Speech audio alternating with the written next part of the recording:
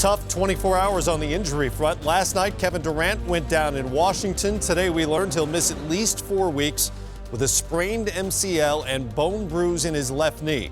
The Warriors say he's out indefinitely and will reevaluate him in 4 weeks' time.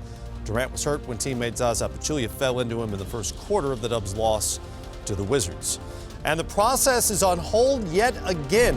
The 76ers announced Joel Embiid's rookie season is over. The most recent MRI on his meniscus tear is more pronounced, quote unquote, than it was. Embiid averaged 20 points, nearly 8 boards a game, but played just 31 games as a rookie.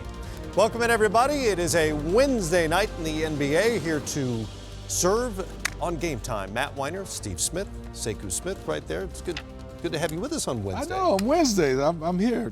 With it's you, nice. Sekou, Matt Kane. It's nice. I got Daryl upstairs. Flapjack. Flapjack. Why do you call him Flapjack? It's a long story. You can't tell it on TV. Can't tell it on TV. All sorts of stuff going on tonight. Lots of games happening, and of course, reaction to the injuries as well. Warriors have the best record in the league, but now a major hurdle to overcome with Durant expected to be on the shelf for a month or more. KD's only missed 2 of the team's 60 games so far this season, though he barely played last night. And guys, he's been everything they could hope for, leading the 2-time defending conference champs in scoring, rebounding, and blocks so far, and shooting nearly 54% from the field. Like he and they didn't miss a beat. And of course, this being the social media age, of course, they're tweeting about it. Dre, hurt to see his guy go down, but it's strength in numbers. That was the theme last year, of course.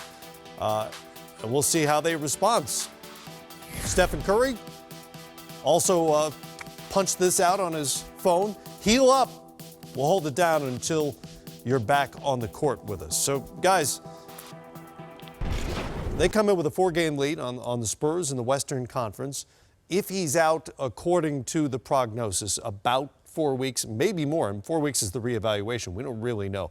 What would be your expectation for this team in the meantime, and what has to change? What kind of adjustments do they have to make? You know, Matt, they're still very good. I mean, they still have 3 All-Stars. They still have the core of their team with Steph Curry, Draymond Green, and also Klay Thompson. My thing is strength in numbers. Now the numbers, those guys going to have to step up and play.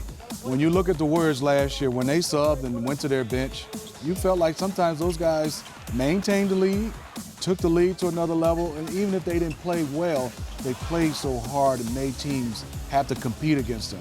I like the guys they have on their bench, but I don't know if there are guys that are ready to be able to just hold down the fort. So I think there's going to be a lot of pressure on those 3 guys.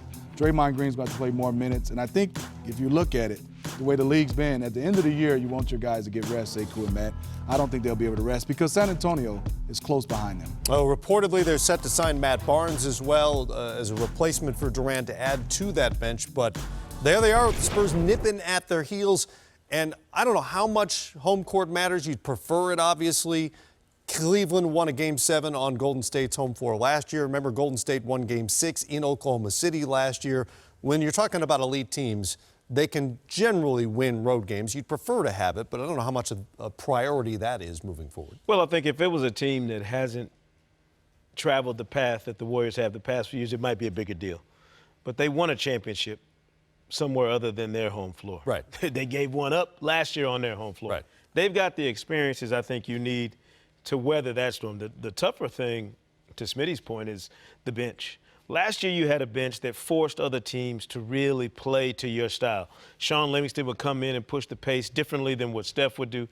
Maurice Space was huge in terms of coming in and being a big man who could stretch the floor in ways Andrew Bogut didn't.